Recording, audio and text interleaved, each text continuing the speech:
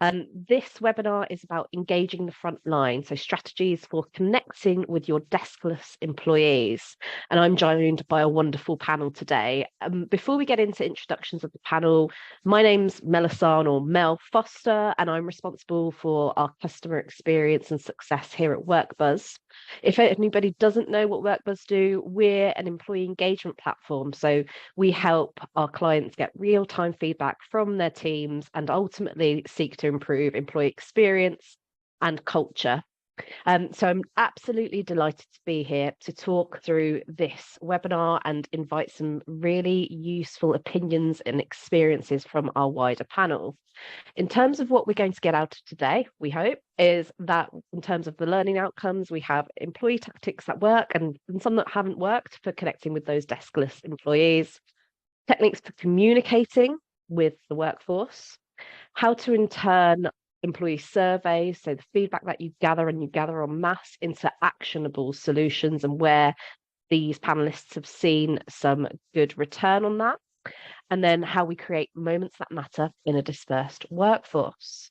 What I will do is now stop sharing my screen so that you can get a better view of our lovely group of panelists. And what I will do is ask you all to introduce yourselves.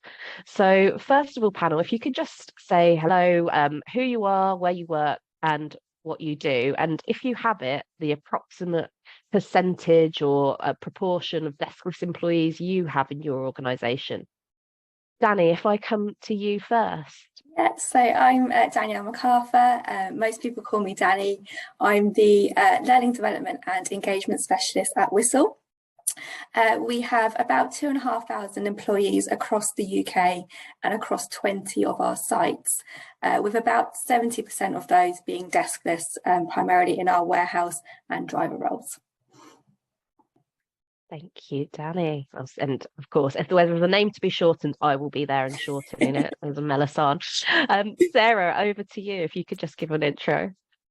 Hi, everybody. I'm Sarah. I am the head of HR and recruitment at Five Guys. You might know us for our burgers and fries. So I have, in the UK, we have nearly 5,000 employees across around 150 sites. Majority of those are not behind a desk. They are busy serving customers burgers and fries. And then we also have sites across our JV, so in France, Spain and Germany. So we're coming up now for about 8,000 employees, and we're growing quite rapidly as well. But majority of our workforce is not behind the desk. Right. Thank you, Sarah. I think the team at Rushden Lakes may know me by sight, so that's hopefully a familiar face in terms of customers for you. And Lucy, over to you. Hi, afternoon everyone. I'm Lucy Jones, and I'm the HR director for Balfour, Beatty, VINCI.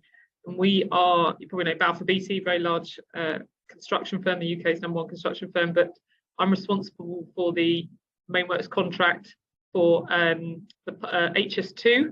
So a project that you all know, and I'm sure all have an opinion on, whether good or bad. And I cover about 90 kilometres of track from kind of South Midlands right up to the centre of Birmingham in Curzon Street. We have about 7,000 people working on the project in all sorts of different shapes or forms, even some internationally. And then obviously we have, again, much like Sarah and Danny, probably about 70% people out on site every day, not strapped to a desk, and certainly not working from home either. So that's kind of where we're at. Great, thank you, Lucy. And I hope everybody that's listening is excited as I am. When it comes to deskless employees, I think it's really easy for people just to see one type of organisation. But as you can see from this panel and the diversity of these logos and where they're working and what they're up to and what they're doing and delivering, there's no one size fits all. And I love that we've got such great representation across such different sectors on this panel. One thing I didn't mention at the start, and I will ask you all as participants, is that we do have a Q&A function in this webinar. So I will pose some questions that we have already down on our side at WorkBuzz to ask panelists, but if you've got anything that crops in front of mind, please do pop it in the Q&A and we'll get time for that later in the session. Okay, so as I mentioned, I think all of you come from quite a different backgrounds and you've got large populations of deskless workers. But what do you see as your biggest challenge in engaging with your deskless employees? Lucy, if we round to you first, and I think this is a very different organisation because it's, you're built on the project and you're working along HS2. What's your thoughts on your biggest challenge in engaging? As you say, Mel, we have a hugely complicated organisation because HS2 Limited is actually our client. I have 5 parent companies, so 5 employing different entities on the project. We have a design joint venture, which people are scattered all over the globe doing the designing for the project. And so we are a very complicated business in terms of how we're set up. So most of the people, if you like, that sit under us are not our staff actually, and we have subcontractors and people in our supply chain, and so there's lots of challenges, multifaceted challenges with communicating with all different types of people, from management populations who can work from home and do work from home, to clearly guys and girls on the ground. Can't do a concrete pour from a laptop 200 miles away. You actually have to be on site. And our biggest engagement for us, of course, it's around employee experience. It's about having focused and motivated employees, but actually our number one priority is to keep people safe. So engaging people on safety, going to work safely when they don't have a laptop, they don't have necessarily, you don't have access to their phone, different employing entities. So it's hugely complicated. And, when prepping for this call, I think my answer, first off, all of this is there's all sorts of different ways you need to engage. There isn't going to be, well, you just do it via this route or just do it via that route. You have to adapt how you engage with your staff depending on not only who you're talking to, but also what you want them to do. So for me, first up is, that's probably the biggest challenge, is how do you make sure we send people to work, of course, who remain safe and well as a key priority. And then, of course, there's all the other great stuff that we do, which I'm sure everybody on this panel does around, training, recruitment, all the other stuff you want to engage staff on. Great, thank you, Lucy. I think that's a very thorough answer and really helpful as well. And I think keeping priorities like business priorities like safety and human priorities like safety front of mind obviously will make sure that you have to tailor your message and your communications. Danny, talk to me about your challenges at Whistl. Yes, I think our main challenge is around communication. We are a very email reliant organisation. Lots of things will be sent on email, which can mean that, I know today we're talking about deskless employees, but actually even those in front of a desk, because they get so many emails, sometimes don't get the communication either, just because they're overloaded with the amount of emails that they're getting. We do use lots of different communication channels. We have our intranet site, which is called Marvin. All employees have access to that, so even our deskless employees have access to that. We do spend a lot of our time doing more traditional communication channels, so we will go down the poster route to make sure they're up on our notice boards, in our staff canteens. We will do like newsletters, so we've got a newsletter that goes out on a monthly basis called the Whistler, which will kind of pull together all of our key messages throughout the month, and share that again. That's sent out to all of our sites and shared in our breakout areas, but a lot of our communication is very much reliant on our people managers. So we've just had our latest survey results from our annual survey in January, and what we can see is that messages in our more established parts of the businesses are feeding their way through to all of our employees, but for our less established parts of the business, the communication seems to be getting stuck with our people managers and not filtering all the way through. Yeah, so becoming a bit of a theme here around communication, which, coming from an internal comms background, I'm not that surprised, unfortunately, and especially with deskless and remote employees. I think it's been something that the IC community's been trying to crack for the last decade, and it's only got worse with coronavirus because now more of us are remote. Sarah, what are your thoughts on your biggest challenge? Probably quite similar to Danny and Lucy. Again, we are spread out across the country, and a lot of our managers aren't behind a computer. That's not how we do. We expect our managers to be shoulder and shoulder, speaking with their team, showing them what they need to do. And it's very unlikely we would expect anybody to be communicating via email. And for us, with our engagement results, in our first survey we ran last year, it's really key that you keep that messaging alive. And we are very much big. We use our internal comms platform, Chatty, and that has got a really high adoption rate. But that's also, we communicate a lot via video for our teams as well. But yeah, it's keeping that alive and making sure that we bring everybody together. Our culture is so key at Five Guys, and being family is a big part of our value. And it's keeping people together, being really clear on what's coming up, and also when you do an engagement survey, it's so key that you don't just put it in a drawer and forget about it for a year. You'd have to keep that so alive as well. That's very similar challenges. Right, thank you, Sarah. And I think, yeah, it quite clearly is around communication, keeping things alive, what we're all saying, understanding the needs of your diverse audiences, and also understanding that telling them once isn't enough. You're going to have to use multi-channel, think about the content, as Lucy quite rightly said, and make sure that it engages them in the right way. What I do love, though, is the branding around some of your internal comms channels. You know, Chatty and Whistler, you know, they're quite great, strong names, aren't they? So brilliant to hear some insight into your organisations and what you utilise.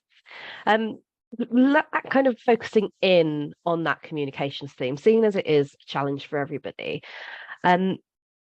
What we'd like to know is how do you adapt your surveys and communications to address the needs of your different workforce populations? So do you use different methods for different parts of your organisation and reaching deskless employees?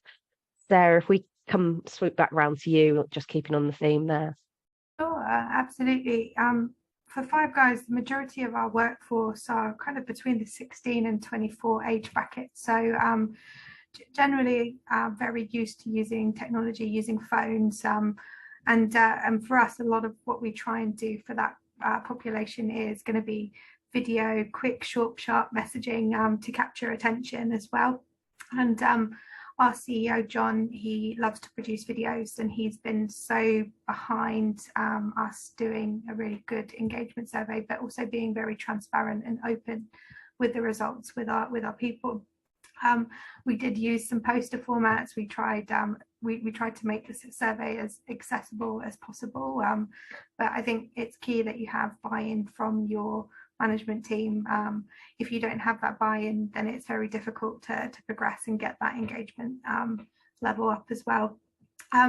We also, competitiveness is one of our key values as well. So part of what we did when we launched the survey was we explained to the first 10 sites that reached 100% completion. We actually gave them a £500 towards a team night out, which created a lot of excitement, a lot of buzz as well. And we kept it really simple.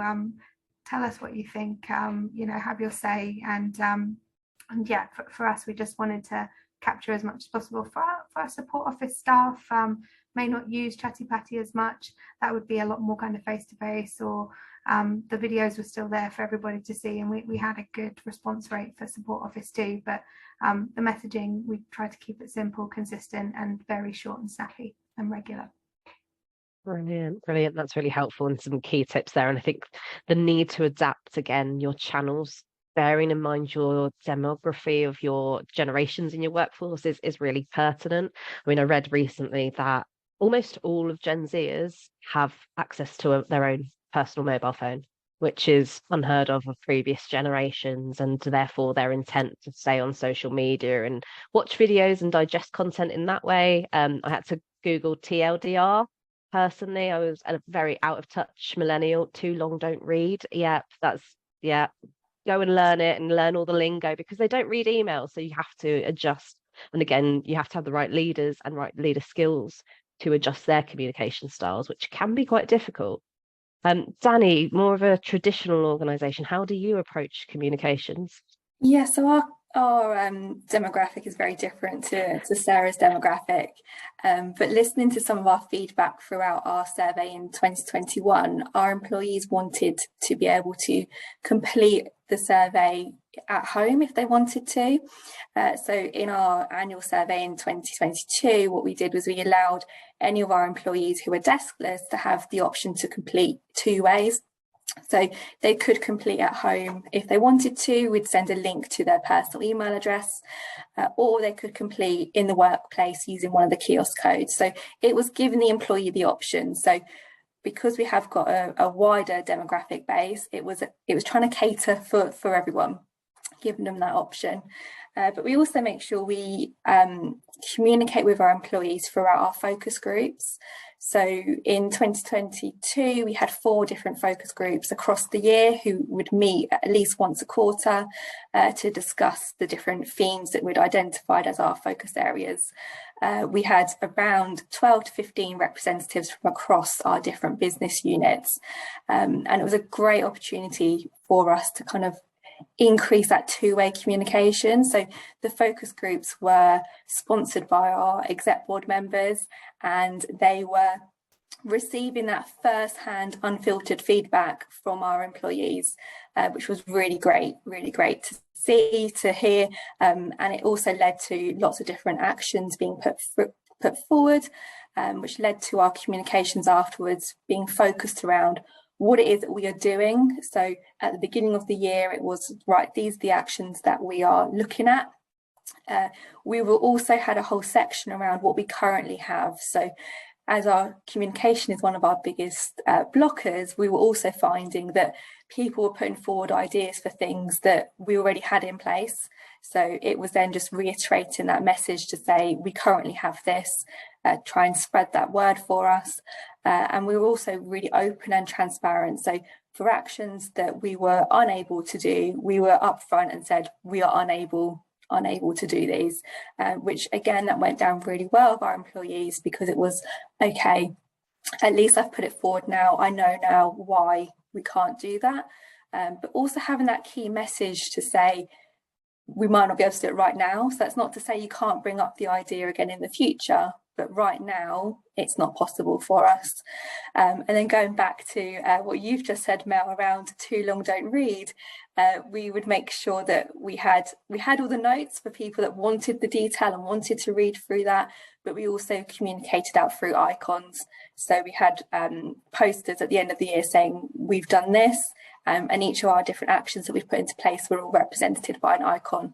So people could see really quickly, actually, this is what we've done as a result of giving our feedback. I love that. And I think it's also about catering to neurodivergence and how people actually absorb information and knowledge. And I think it's brilliant. You know, there is always a need to blend channels and take to the people what they read and meet them on the channels that they're already using, rather than trying to create new things all the time. Lucy, what are your thoughts on communications and getting in front of the right people?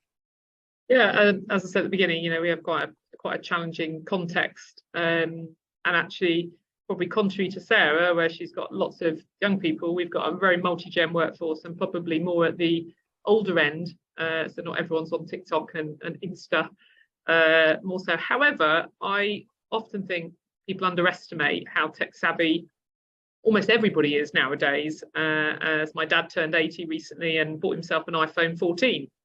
So that actually, people, as we know, live a life online. Very few people get bank statements in paper form, etc. anymore. So I think you can also make assumptions about your workforce and what you think they, the way they want to communicate, when in fact, again, whilst we have deskless employees who are out on site who don't even have an email address, these are people, guys and girls with, pads and tablets, doing really complicated engineering work and using tech every day in their jobs. So again, I think one of the key things I would challenge is don't always assume, probably the same for Sarah, just because you've got loads of young people, that actually that's how they're all going to want to be communicated to. So for us, it's, as I said, it's a mix of lots of things, and we have something called toolbox talks, which we do daily before we set people to work.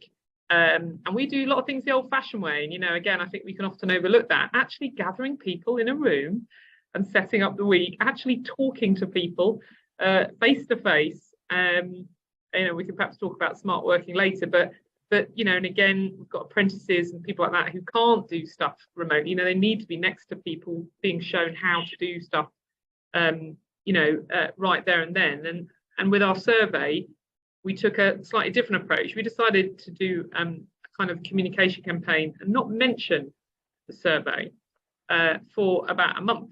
So we ran a bunch of comms around, great stuff that we're doing, 400 promotions last year and X amount of, 62,000 learning hours complete, and, a kind of a fast facts campaign around all the fantastic stuff we're doing here, and all the legacy benefits that HS2 is providing.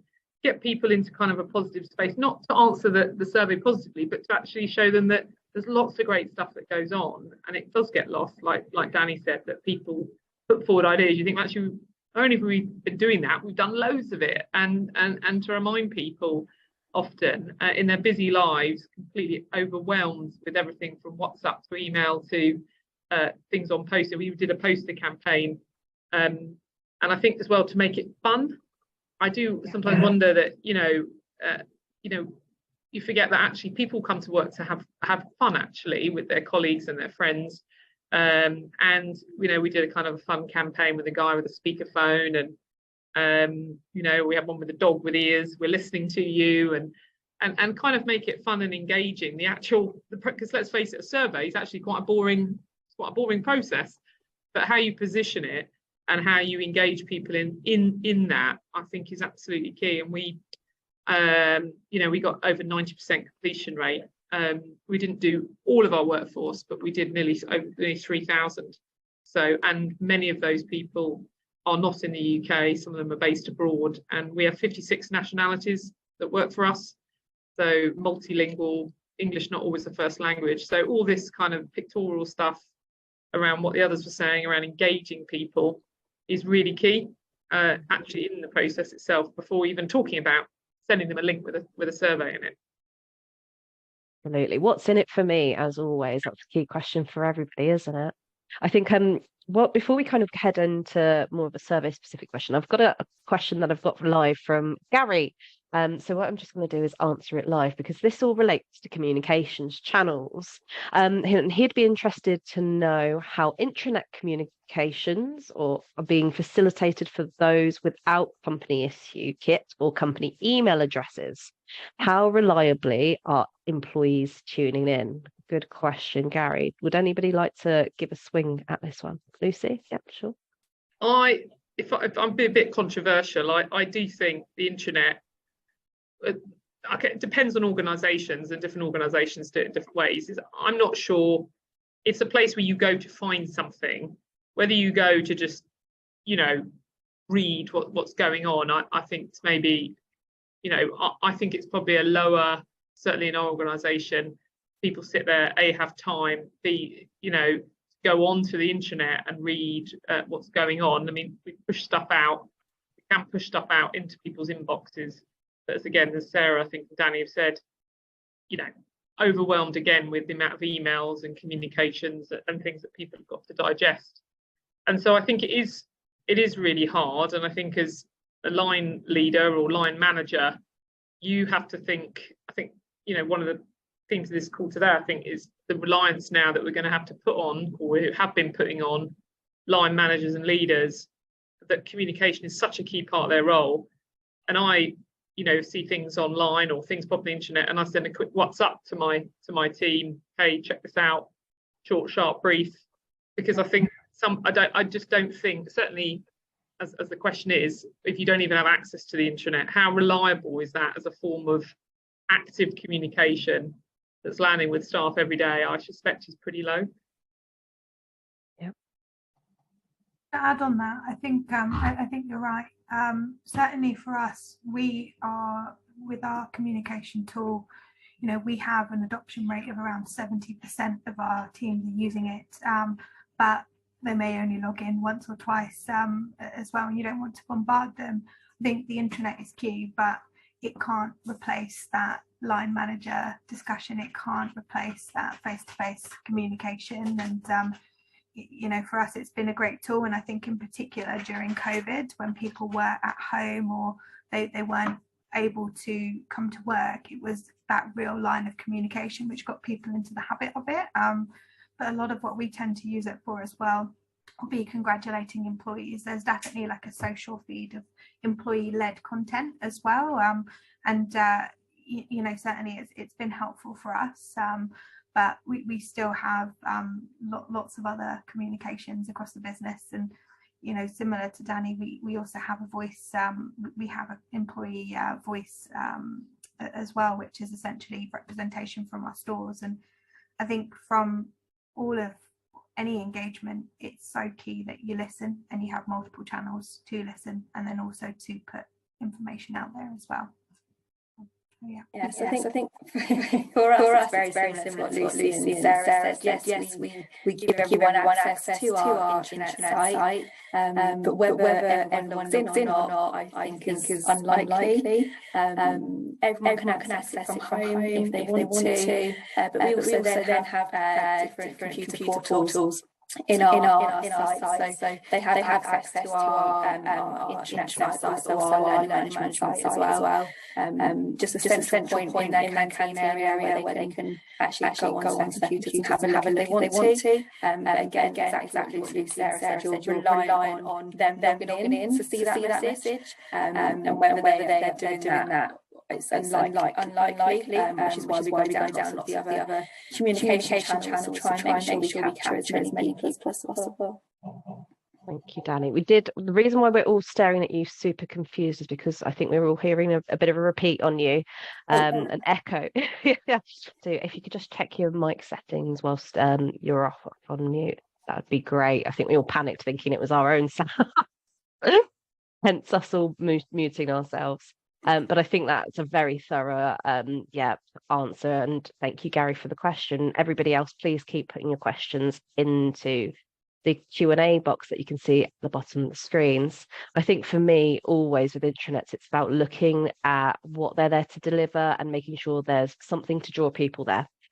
People don't show up to an intranet without something that's there for them, and I have quite a large experience in rolling out intranets at Countrywide. We rolled out our place, which was our first intranet, and for us the way of getting people on there sadly was to do with booking holiday or getting their pay slips, and then all of a sudden you get more engagement, and then by building things like reward into a central communications channel, whether that's an intranet or something else, and it can even be a tech stack or comms tech stack, then you can build from there, I would say. But yes, please do keep your questions coming. Moving back onto my prepared questions for the panel, I'm really keen to understand what you've done with the WorkBuzz data that you've had. So in terms of the surveys that you've run, can you share a change that you've made for your own deskless workforce off the back of employee surveys? Danny, let's come to you and see if the mic's working. Yeah, how does it sound okay now?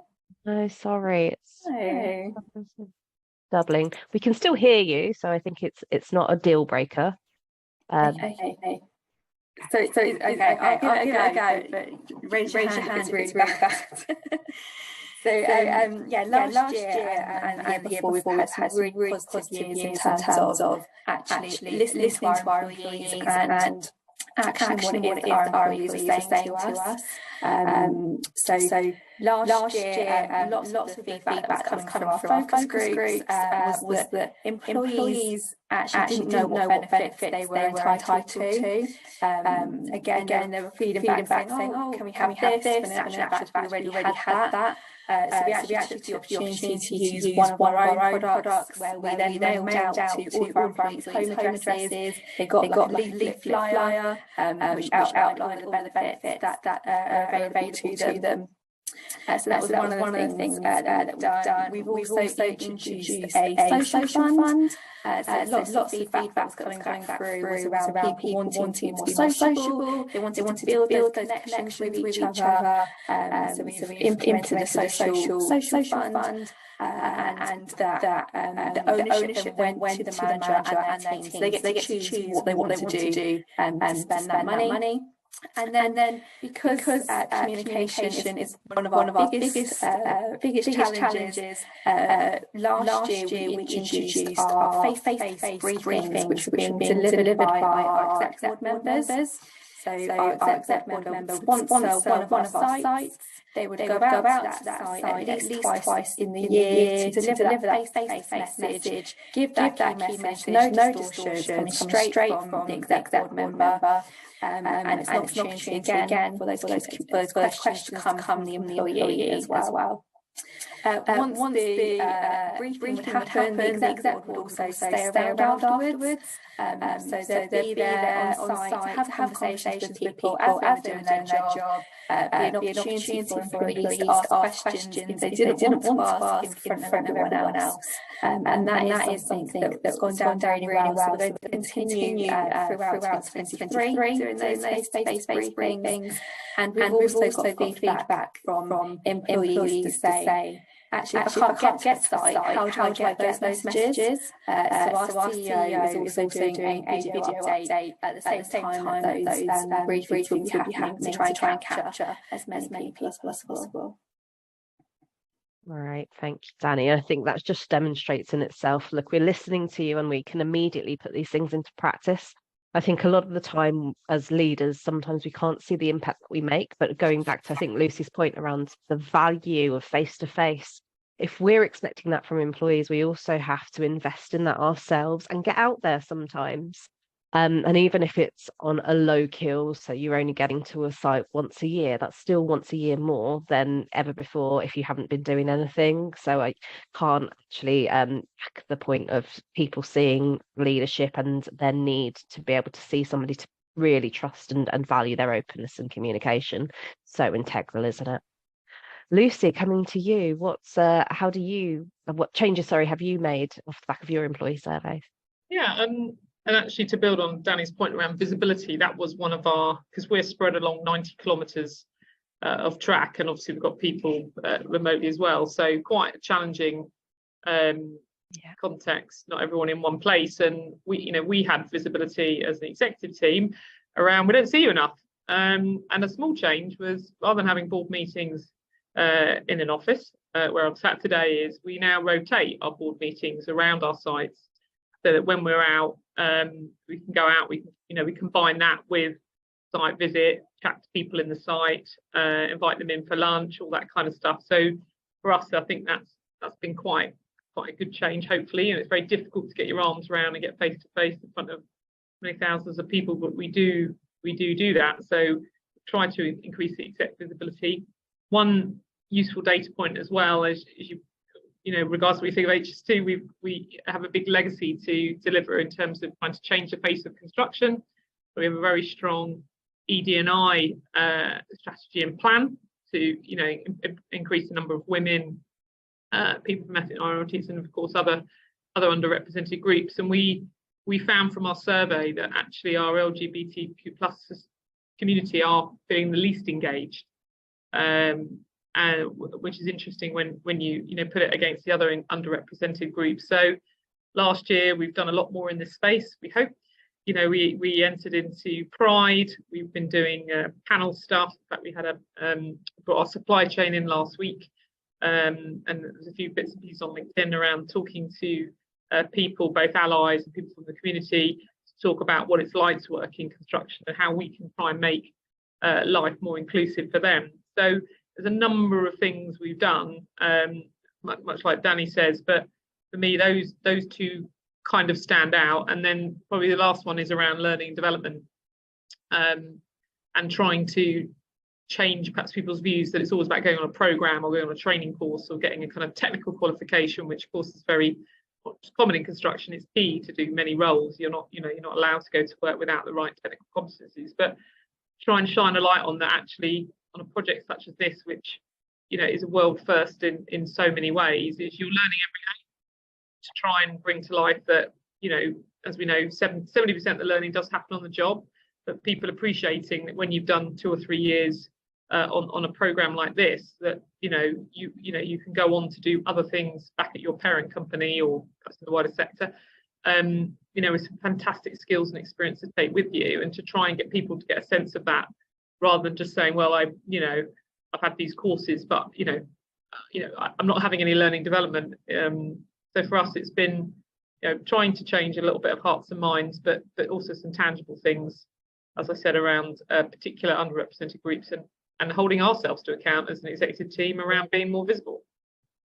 Yeah, no, I love that. And I think the focus on D&I is only becoming stronger at this point.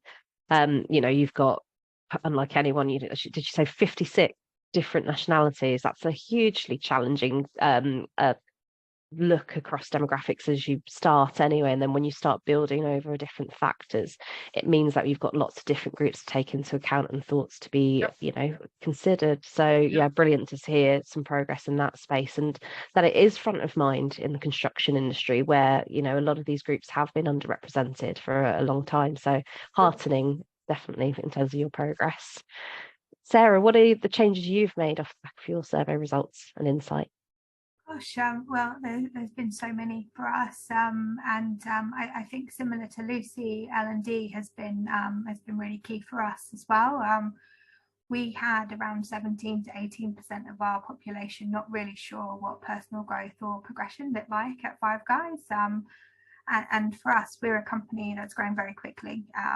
We're opening sometimes at 20 plus sites a year, and you know, we have 70% of our managers have been grown internally. They would have joined us as crew or joined at more entry-level management positions, which is amazing. But that story we need to really share and to tell, and to really put out there. And our head of L&D has done a phenomenal job with her team to really put together, what does the career path look like? What is open to you at Five Guys?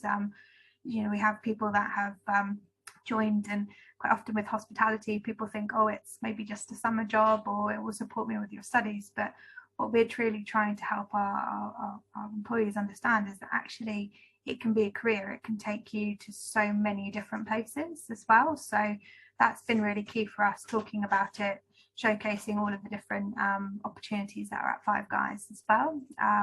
And we've also been doing that for similar head office roles as well. So we were looking at our head office population, and around 30% have come from store, which is huge. And we want to keep those opportunities alive. So that's definitely been one. So we want people to know that Five Guys is there and you can really grow your career. The other one that came out for us, which is definitely an opportunity, is around well-being. So I think that's probably, you see lots out there on well-being, and certainly COVID has definitely thrust that forward as well. And you know, there's a huge amount of discussion, and for us, it's really starting to help us to define what is well-being, what is the responsibility as an employer, how can we really look after our people, but also make sure that everybody's clear on what that means as well. So we've done some work on showcasing our employee assistance program. We've also looked at giving our managers a practical toolkit to be able to help them if somebody needs something within their team. So we've done a wellbeing guide, which is just about to launch.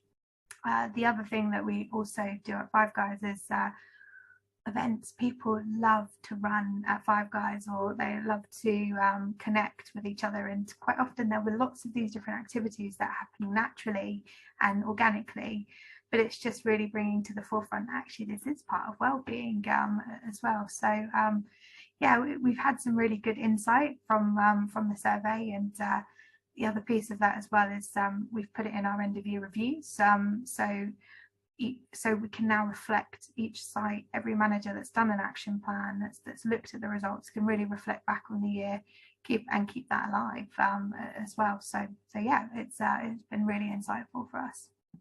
Brilliant. Thank you. There's quite a few changes there and amazing stuff to uncover. And even the fact that, you know, you've got your own data around where people are building their careers, but it's mapping that out and re-communicating it to people, isn't it? Sometimes, as Danny said, you've already got lots in your armory. It's how do you re-display that to people? Brilliant. Really helpful things that I think you've all implemented there. And at least one thing that hopefully resonates with the members of the audience if you take one thing away. Just opening it back up to the audience, have I got any questions? If anybody wants to pop anything in our Q&A box, please do. But if not, what I will do is just have probably one more question from me. I'll give 1 second. No questions coming through. You've got off lightly so far. We'll see what they say whilst we answer this question. But for me, I have one question about, in particular, we love to talk about moments that matter here at WorkBuzz, and moments that matter can be anything that can be positive. It could be celebrations. It can be sometimes, unfortunately, negative. So something that happens to you outside of work, and it's about how work supports you. How do you look at creating moments that matter for your organisation? And have you got any stories or tales of success where you've created a moment that matters for somebody that's deskless in your organisation? Anyone in particular, or anyone want to go first and see if it? I don't mind. Go on, Danny, go for it. So for us, one that really stood out for me in terms of those moments that matter were we in apprenticeship week we held a lunch with our CEO. So all of our apprentices that had completed their apprenticeship throughout 2022 were invited to do a lunch with our CEO to share their journey, share what it is that they're putting into practice in the workplace, but also an opportunity for them to ask our CEO any questions that they wanted to as well. So it was a brilliant lunch, just sharing ideas backwards and forwards. Between the two, so it was really lovely day. But also in terms of those moments that matter, we're currently in the process of rolling out some mandatory people management training. And for us, it's about exactly what you were saying, moments that happen all the time. They can happen positively, they might be needed to support employees. And it's just sharing that with our people managers to say, you are creating those moments that matter. And here are all the tools and resources to help you do that. And make sure you create that environment every day for your employees. Great, thank you, Danny. Really helpful. Lucy, did you want to share something? Yeah, we have, you know, I guess like most, again, nothing unusual. Most organisations have some sort of recognition scheme or way of but I guess it's about making it, you know, resonate with your people. And we work as an integrated project team with our clients. So we work next to our client, which has got more of an unusual setup perhaps in construction. So we have something called not the X factor, but the I factor. Which you bring to work, which we typically centre around being inspirational, making impact, all those good things. And we have the ability for managers to be able to draw some small monetary vouchers each quarter or each month to recognise staff or people in our supply chain that come and bring a fantastic I factor to work. And at the end of the year, we have a sort of I factor awards, where we will in front of about 400 people, we get people's names up and really recognise them as the sort of king of I factors for our organisation. So really important, I think, as Sonny said, have each company will have its own reward and recognition scheme in order to highlight those moments that matter. But as you say, they can be something really big, right down to something really small. And for us, it can be, we're very mindful of the impact we have on the community that we work in. It's not just about our staff and what we build. It can be, helping someone out in the local community, and being good with our neighbours is so important to us. So all of these things for us are moments that matter. And, we do use that programme a lot. And again, with safety, keeping each other safe and looking out for each other is really, really key. So yeah, that's how we sort of highlight the moments that matter here, and our section. Thank you. Thank you. Really helpful. And I think what's really useful as well is Colette posed a question to us that comes your way as well, and for you, Lucy, about construction. So somebody else from construction industry, and interestingly, I think you've kind of just touched upon it there, but the line manager does make the difference quite often, and especially when it comes to communication, when it comes to moments that matter and recognizing that in employee experience will. But a lot of managers from a construction background and don't always have the best people skills. Very well phrased, Colette. Well done. Do you find this too, and how do you upskill them?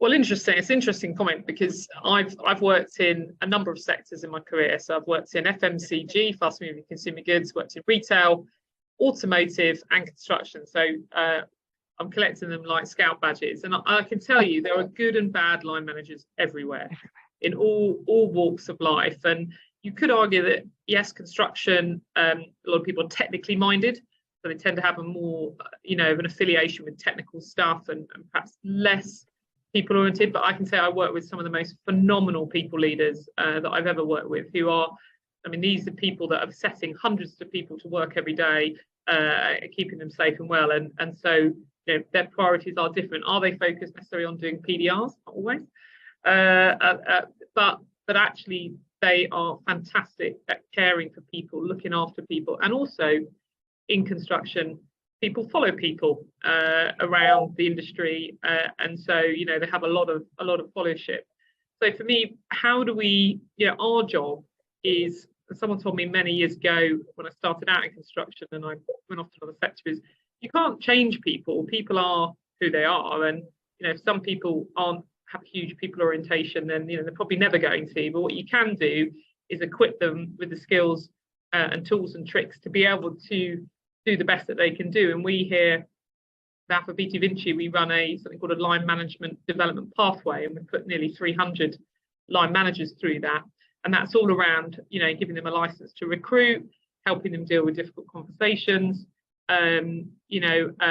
also career development tool around sort of make it technical for the technical minded, because, if you like dealing in facts and data, then, a guts and kind of, guts and feeling type program is not necessarily where it's going to resonate. So for me, we have this great pathway where they can pick and mix what they want as well. So if they feel I'm not great perhaps in the employee relations space, they can do a module on that, but actually they feel quite confident in the hiring space, they don't have to do it. So for us, we've tried to put the support around people whilst not recognizing they may be the best people leader, but they're phenomenal technical people. And I would say, you'd want them building a bridge, not me.